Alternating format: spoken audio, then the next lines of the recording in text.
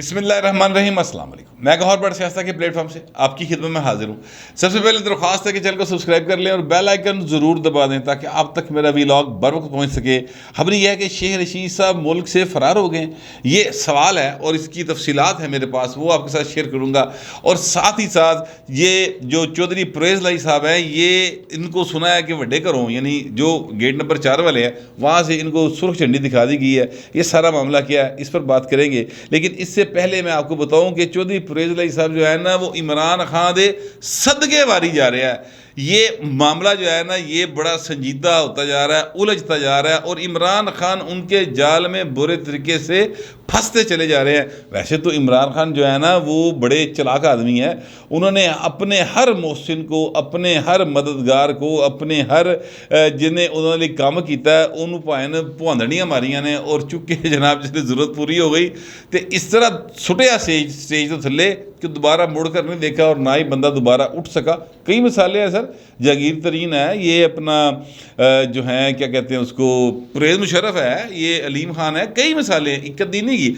मियाँ नवाज शरीफ है सबसे बड़ी मिसाल। मियाँ नवाज शरीफ साहब जो हैं वो ये जड़ा ए भाई ने कारोबार शुरू किया है जिसको शौकत खानम कहते हैं, ये शौकत खानम जो है इसको बनाने का जो सेरा है सर, बाकायदा तौर पर बड़ी सारी रकम के नाल वो मियाँ नवाज शरीफ और उनके ख़ानदान का है। मियाँ नवाज शरीफ के जो वालिद साहब थे मियाँ शरीफ साहब, वहाँ पे बोर्ड लगा हुआ है बाकायदा तौर पर, ज़मीन मियाँ नवाज शरीफ ने दी हुई है, उसके ऊपर खर्च करने के लिए पैसे जो हैं वो मियाँ शरीफ ने दिए हुए हैं। सारा कुछ जो मैं आपसे बात कर रहा हूँ, अल्लाह ना करे कभी किसी को शौकत खानम हॉस्पिटल अपनी ज़रूरत के तहत जाना पड़े, लेकिन अगर किसी ने चेक करना हो तो वहाँ पर जाकर देख सकते हैं। जो बातें मैं कह रहा हूँ वहाँ पर बोर्ड लगे हुए हैं सर अभी तक कि ये पैसे इन्ने देते, इन्ने देते। सबसे ज़्यादा रकम जो है वो मियाँ शरीफ ने दी हुई है। बहरहाल उसके बाद जो कुछ मियाँ नवाज शरीफ और उनके ख़ानदान के साथ ये इमरान खान कर रहा है या उसने किया है, वो किसी से ढका छुपा नहीं है।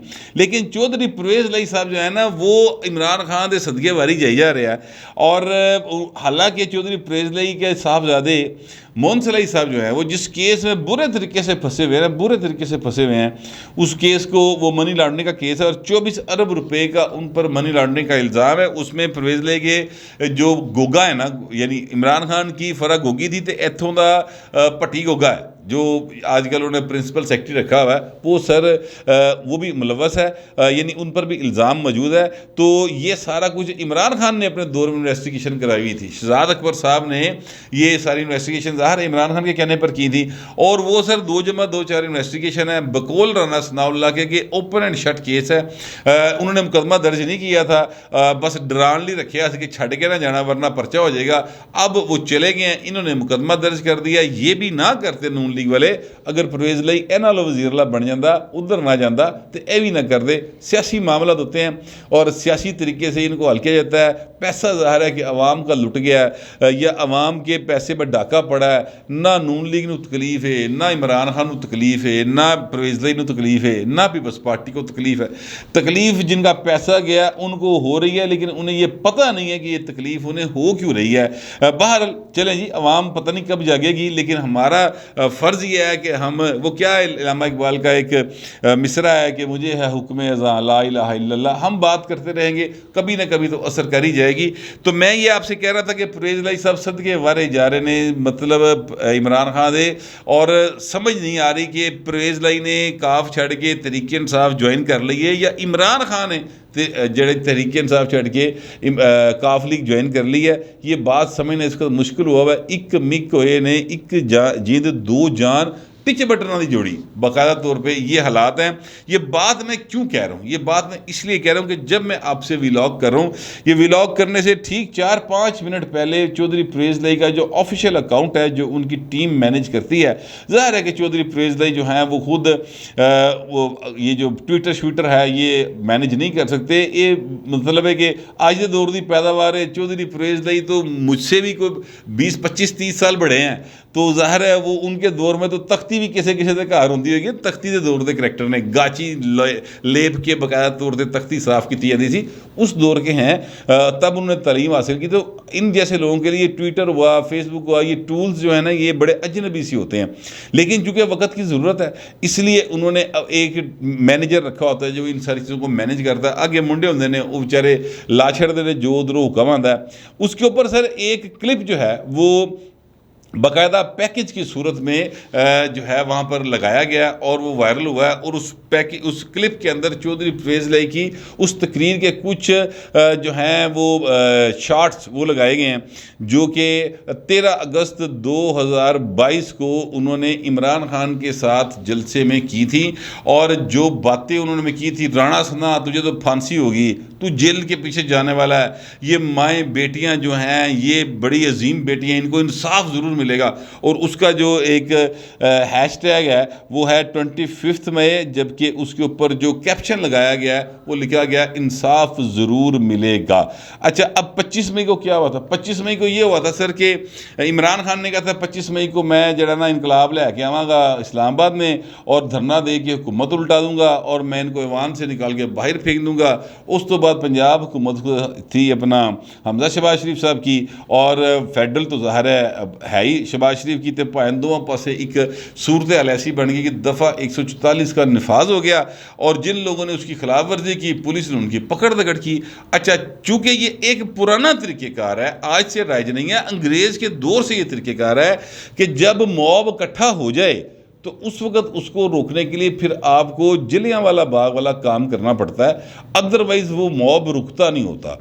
लिहाजा बेहतर यही है कि जनाब आप उस मॉब को इकट्ठा ही ना होना दें और रातों रात जेडे की बंदे होंगे ना, जेडे अहम लोग होते हैं, उनको गिरफ्तारियाँ कर लें। जो जलसे की तारीख होती है उससे 2-4 दिन पहले गिरफ्तारियाँ कर लें। तो नतीजा ये हुआ कि उस दिन बाकायदा तौर पर जलसा या मुजाहरा नहीं हो सकेगा। और ये स्ट्रेटजी बड़ी कामयाब है, ये सारी हुकूमतें ऐसी करती आ रही हैं। यही स्ट्रेटजी अपनाई गई कि जो उनके मुतहरिक लोग थे उनके घरों पे छापे मारे गए और उन छापों के नतीजे में जो है एक पुलिस एहलकार जो है वो शहीद हुआ, बल्कि और भी जो पुलिस एहलकार थे बाकायदा फायरिंग करके यूथियों ने, बाप बेटा थे माल्टाउन के, शायद वहाँ उन्होंने गोली मार दी थी।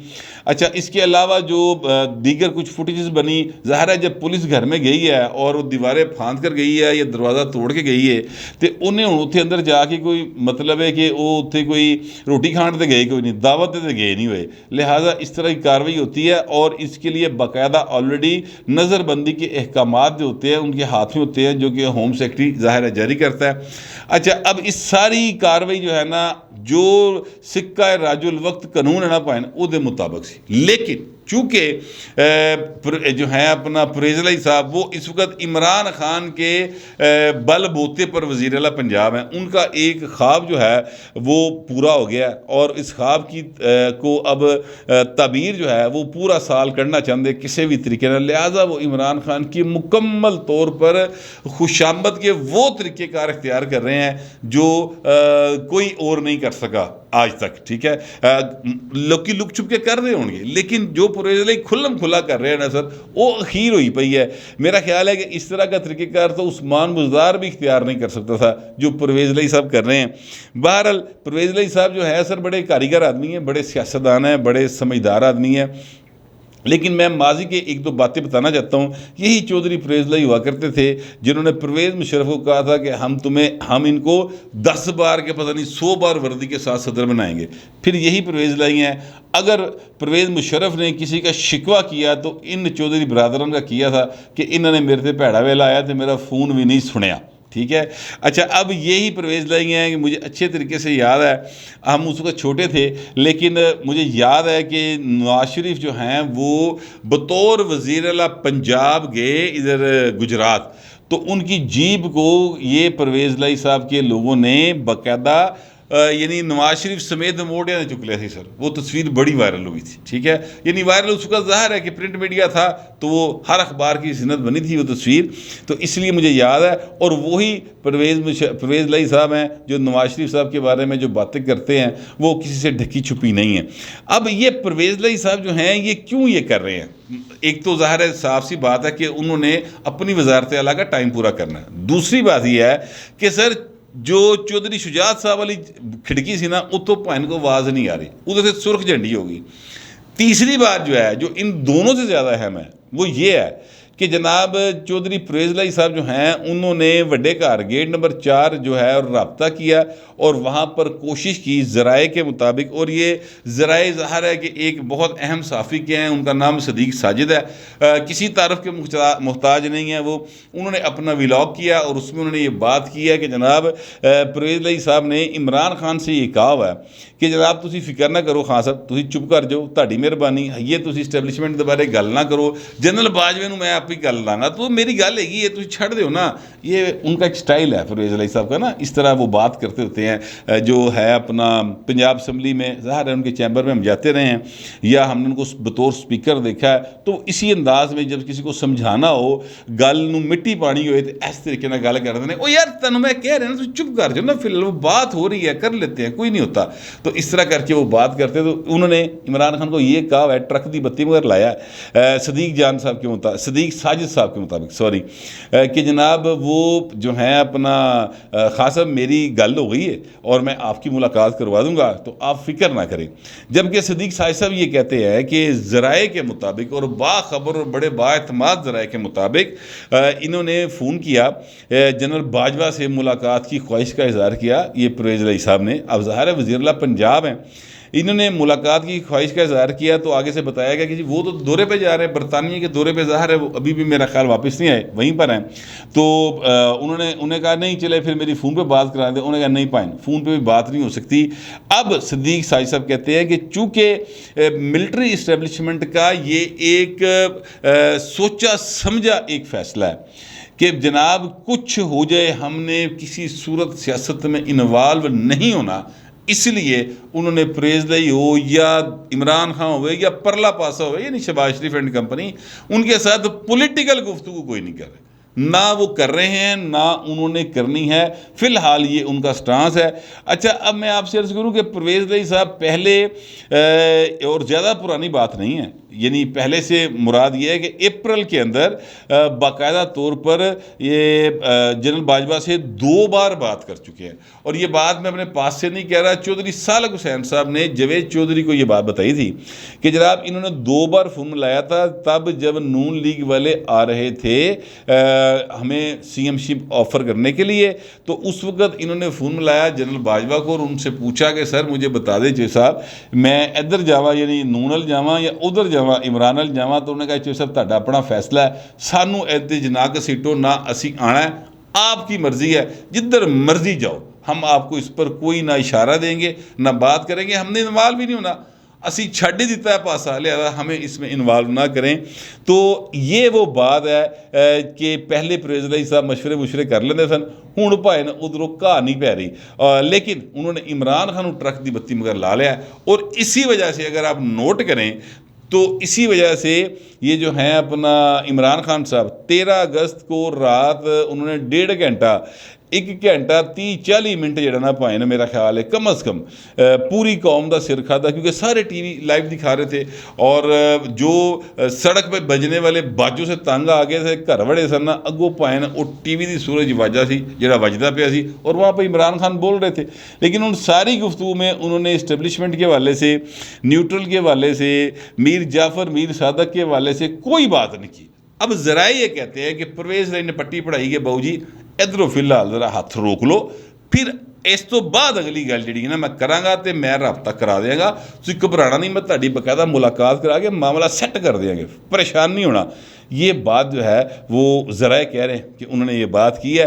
अब मैं आपसे अपने तौर पे जो बात समझता हूँ वो ये है कि परवेज़ लाई साहब का टोटल चक्कर है कि भाई ने कुछ हो जाए मेरी वजारत आला पक्की रहे। और वैसे मैं आपसे अर्ज़ करूँ कि इस वक्त ये वजारत आला बरकरार अदरवाइज़ भी रहनी चाहिए। यार बड़ी हो गई पंजाब के नाल, देखें 12-14 करोड़ दा सूबा है और यानी मार्च के महीने से लेकर अगस्त अद्ध आ गया यार, पॉलिटिकल स्टेबिलिटी कोई नहीं आ रही, काम भी कोई नहीं हो रहा, लोग बैठे ने, कोई समझ नहीं आ रही कि हुकूमत रहनी है जानी है की बनना है। अजीब एक क्या कहते हैं हड़बोंग का सा आलम है, सियासी हड़बोंग का आलम है। इसलिए मेरा ख्याल है कि अब ये हुकूमत भाएं जिहड़ा तुसी इत्थे रह के पंजाब की खिदमत करनी कर लवो, लेकिन वैसे मुझे ये मेरी ख्वाहिश ही हो सकती है। जो हकीकत है वो ये है कि जनाब लार्जर बेंच की तश्कील के लिए हमजा शहबाज शरीफ साहब ने दरखास्त दे दी हुई है।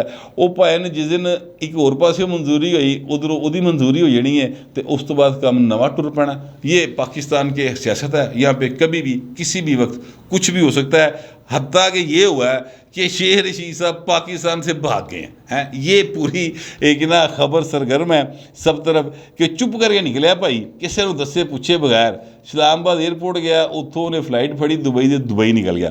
अच्छा, वो जिस तरह वो दुबई गए हैं और उसके बाद जिस तरह रुला पे गया ना सारे पासे, उससे मुझे ना एक ड्रामा याद आ गया।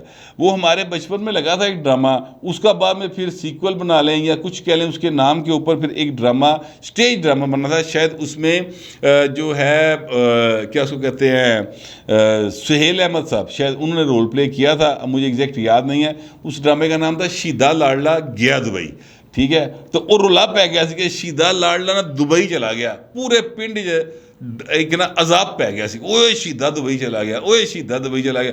वो अपने रिश्तेदार दसी जाते सन। शेख रशीद साहब भी दुबई गया, रोला पै गया सारे पासे। अफवाहें यहाँ तक चली गई हैं सर कि शेख रशीद साहब जो हैं वो पहले अफवाह आई कि लंदन चले गए हैं, उसके बाद लोगों ने रबता किया तो पता चला कि नहीं, शेख साहब कहते जी मैं दुबई हाँ, 17 तारीख को अगर इमरान खान ने पिंडी में जलसा किया तो फिर मैं वापस आऊँगा, लेकिन अगर ना किया तो यहीं से फिर मैं लंदन चला जाऊंगा।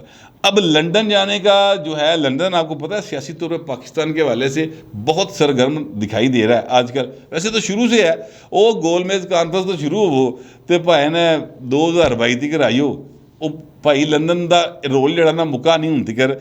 तो वहाँ पर नवाज शरीफ साहब भी बैठे हुए हैं, वहाँ पर और भी बड़ी अहम हस्तियाँ जो मियाँ साहब से मुलाकातें कर रही हैं, और वहाँ पर जनरल बाजवा साहब भी बताया जाता है बैठे हुए हैं। और ये बात कोई कन्फर्म नहीं है, लेकिन अफवाह कह लें, चले गॉसिप कह लें, जो चल रही है वो ये है कि शेख रशीद साहब जो है ना, इन्होंने तो गेट नंबर 4 तो कहा नहीं पै रहा, लिहाजा अब उनका ये ख्याल है कि जनाब मैं बराह रास्त ही जो है अपना जनरल बाजवा साहब उन्होंने जाके तरह उत्थे ही फड़ ला कि भाई ने मैं थले वाले धरना मिलना नहीं दे रहे, मैं तो ਤੁਹਾਡਾ बड़ा पुराना यार, ऐसा तो ना करो। आप जूनियर होते थे, देखिए मैं सीनियर होता था गॉर्डन कॉलेज जो रावलपिंडी में, तो इस तरह ना करें। ये मतलब मैं उनकी बातों को एक यानी अपने तौर पे बयान कर रहा हूँ, ऐसी बात है तो हकीकत के ये शेख साहब कहते हैं कि वो सीनियर थे जनरल बाजवा साहब से, उम्र के अतबार में तो वह सीनियर होंगे, लेकिन बाहर लिए मैंने उनके स्टाइल में बात करने की कोशिश की है, उनकी एक पैरोडी करने की कोशिश की है। तो अब कहा यह जा रहा है कि जनाब वहाँ पर जाके इन्होंने सीधे पैरी पे जाने जनरल बाजवा दे कि ਤੁਹਾਡੀ मेहरबानी सर, मेरी नौकरी, मेरा जड़ा ना अपना बैक बेनिफिट्स, मेरी पेंशन सर, मैं सारी ज़िंदगी गेट नंबर 4 की नौकरी की थी, लेकिन इस तरह तो ना करो। ये बातें लोग कर रहे हैं, लेकिन जनरल बाजवा साहब पता नहीं वहाँ पर हैं कि नहीं है। इमरान शफकत साहब ने खबर दी थी कि जनरल बाजवा साहब जहाँ पर जिस मिलिट्री अकेडमी के तकरीब में गए थे और पाकिस्तान के लिए बड़े एजाज़ की बात थी, वो वहाँ पर गए हैं। तो उसके बाद उनके किसी दोस्त के बेटे की शादी थी, उन्होंने इसके लिए निजी दौरा कर लिया और 2-3 रोज़ वहीं पे रुकेंगे। अब पता नहीं तब तक जब तक शेख साहब वहाँ पे जाएंगे वो उत्थे होंगे कि नहीं होंगे। शेख साहब एक्चुअली ग्रीन सिग्नल का इंतज़ार कर रहे हैं कि उधर ओके की आवाज़ आ जाए तो मैं नस के जाना दुबईयों लंदन पहुँचा तो जा कहांगे हजूर माफ़ी दे दो। ये सारी गुफ्तगू चल रही है, लेकिन सच्ची बात यह है कि पाकिस्तान के अंदर सियासी इस्तेहकाम दिखाई नहीं दे रहा, जिसके नतीजे में पाकिस्तान की इकॉनमी जो है वो बेहतरी की तरफ डॉलर के थले आने के बावजूद नहीं जा रही। महंगाई कंट्रोल प्रॉपर तरीके से नहीं हो पा रही, और ये इस हुकूमत की फ़िलहाल नाकामी है। लेकिन उम्मीद बड़ी है कि जनाब ये हुकूमत जो है ये इस माह के एंड तक या सितंबर के शुरू तक अच्छी खबरें दे देगी आवाम को, और चीज़ें जो महंगाई इस वक्त अपने बामे अरूज पर है वो थले आना शुरू हो जाएगी। मगर इस सारे खेल में आप नोट करें कि किस तरीके के साथ शेख साहब ने अपनी जड़ी ना ये क्या कहते हैं वो मतलब मतलब दुकान चमकाई सियासी, और परवेज़ लाई साहब ने किस तरह इमरान खान को ट्रक की बत्ती मगर लाया है, ये सारी तफसीलात थी तो मैंने आपके साथ शेयर कर ली है। आप दोस्तों से दरख्वास्त ये है कि इस पर कमेंट ज़रूर कीजिएगा, मगर ज़रा तहजीब के साथ। फिलहाल इतना ही, मिलते अगले व्लॉग।